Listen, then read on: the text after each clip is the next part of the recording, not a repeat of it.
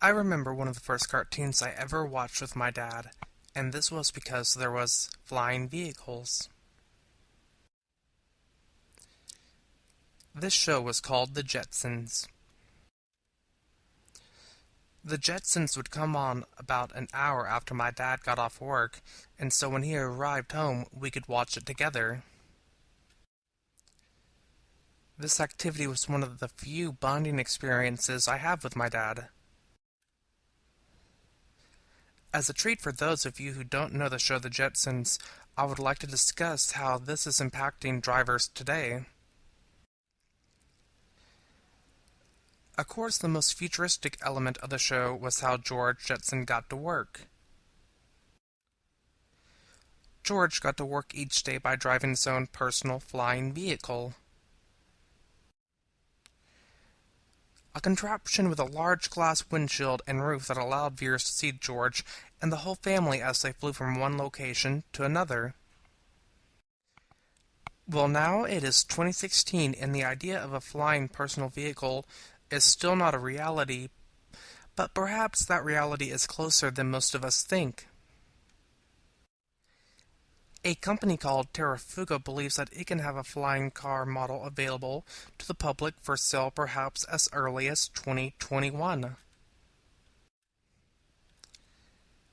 They're calling it the TFX, and it will be a four-seat flying car that can take off and land vertically, with the ability to reach speeds of over 200 miles per hour.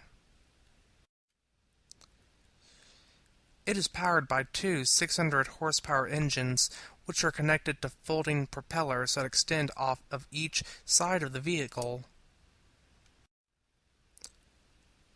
The Terrafuga company also has some competition.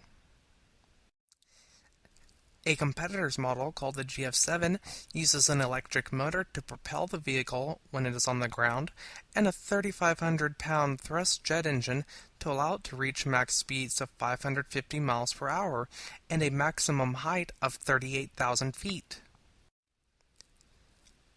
There is also the PAL-V, which has a three-wheel design combined with a more conventional helicopter function and is able to reach speeds in excess of 100 miles per hour when airborne.